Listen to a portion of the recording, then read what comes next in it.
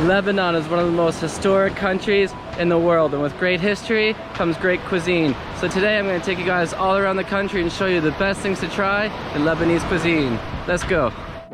Recent instability and devastating events have scared off foreign tourists in Lebanon, meaning we are missing out on incredible history, beauty, and a world-class cuisine.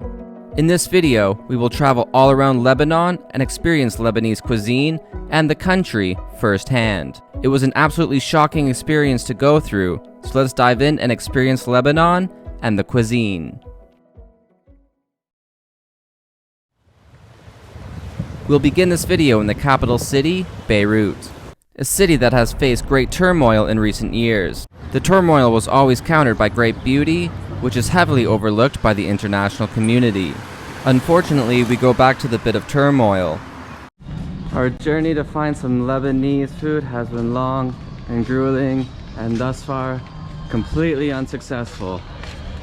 As we search for food, we crept through the city in horror-like darkness. This is due to Lebanon's electricity crisis, which leaves an entire city of 2.5 million people in complete darkness. This, unfortunately, is a daily reality for the Lebanese people. The rest of the country is in no better shape.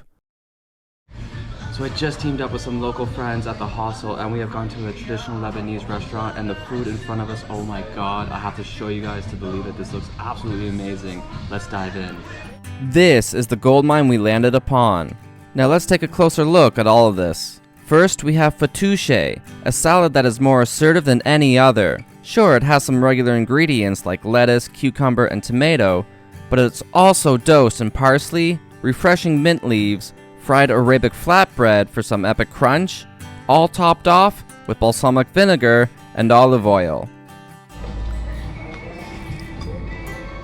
Oh, it's so different. I don't know how to describe that. It's very zesty, tangy, vinegary too. That's one of the best salads I've had in my life. The other side of the dish is batata hara, which translates to spicy potato. Batata hara are fried or roasted potatoes, resting in olive oil, garlic, lemon juice, cilantro, and crushed red peppers. This is a table shish taouk platter. These typically consist of a marinated chicken shish kebab wrap with veggies, and yogurt or hummus to complement the assortment of flavors. The added garlic paste, spices, and herbs give it the distinctive Lebanese flavor, and this was hands down my favorite food I ever tried throughout Lebanon. Oh my god. Good. Now the bill says this was 266 American dollars, but it actually cost just around 16 USD. This is because they quote you at the official rate, but if you get your money on the black market, which everyone does, then everything just costs a fraction of the price. We won't dive deep into that topic in this video, but we can just sum it up by saying Lebanon is in a devastating financial crisis situations. Let's hop into a taxi van and explore more of Lebanon. This time we are off to a town called Byblos, which is often ranked as the second oldest city in the world. Byblos is cited to be well over 8,000 years old, and today, tourists can experience castles, Roman ruins,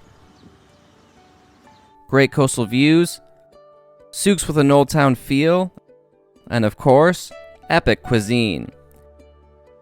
This time we are diving into a meze called hummus bi-lame, the classic Levantine salad tabbouleh, and a unique take on ras asfour. Let me explain what all this means. Tabbouleh is a salad with parsley as the main ingredient, hence the fine cut leaves as opposed to regular lettuce leaves. Other ingredients are mint, tomato, sweet peppers, dressed with olive oil and lemon juice. Bam, let's go.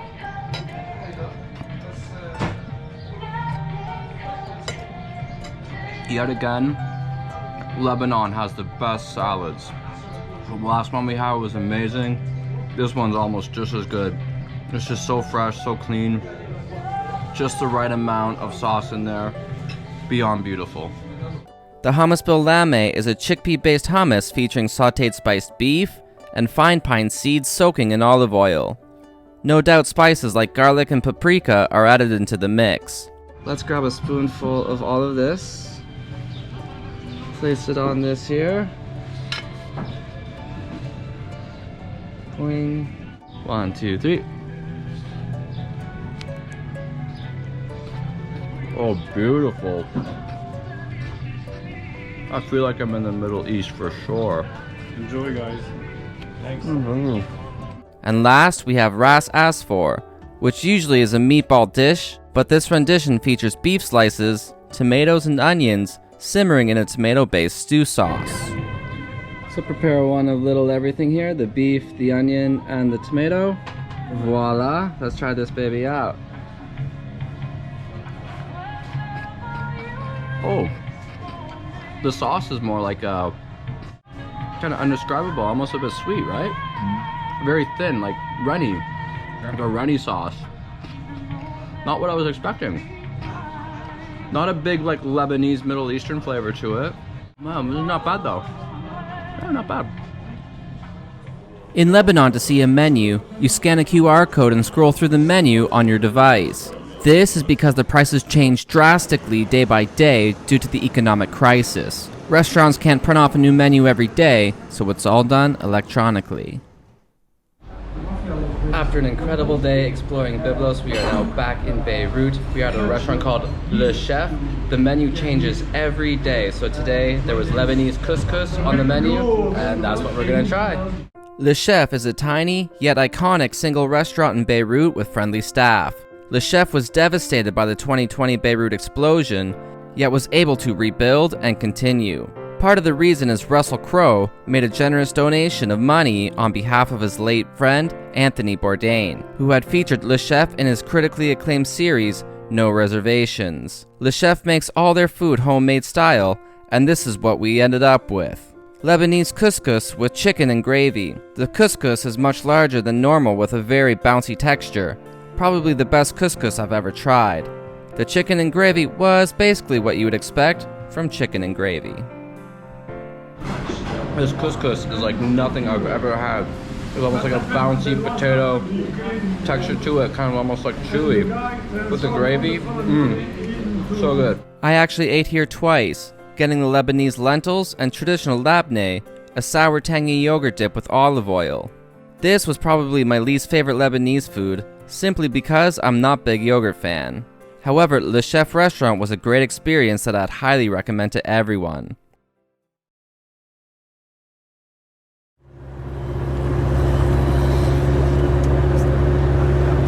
We hit the roads of Lebanon again to experience a town called Sidon, which is amongst the 10 oldest settlements in the entire world. The highlight for me in the town of Sidon was the souks, where you'll get the best cultural observations and experiences. Of course, castle lovers will also find ways to kill time here. I found a quiet stall in the souk serving Lebanese staple, manakish. Manakish is a baked flatbread covered in thyme, and this is typically folded to eat. Manakish is visually appealing and I had high hopes for it. However, I found it to be somewhat dry with a slight burnt popcorn taste. I tried giving a live analysis, but the friendly Lebanese vendor wanted a conversation, so I just talked to him throughout the whole thing. Canadian. Canadian? Yeah. Canada, yeah. Now let us head back to Beirut to try an absolute classic of Middle Eastern cuisine. When in Lebanon, you absolutely cannot miss one of the all-time classics, falafel. Falafel is very common in the Middle East and is made from mashed chickpeas, where it is then formed into a ball and then deep fried. It is typically served with a pita, where I decided to make a falafel pita wrap.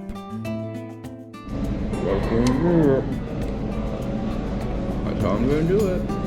Falafels are savory, slightly crispy on the outside with a soft and crumbly inside with a somewhat mild flavor. And that's where the yogurt dip kicks in.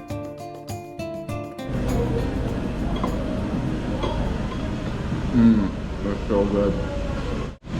Is this the right way? There's no right or wrong way. I'm really impressed. Before we get into the last meal, we'll quickly sum up my favorite place in Lebanon, Tripoli.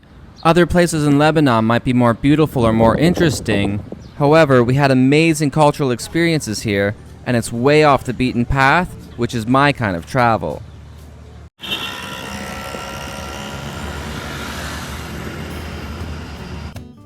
In Tripoli, I had the best smoothie I've ever had in my life.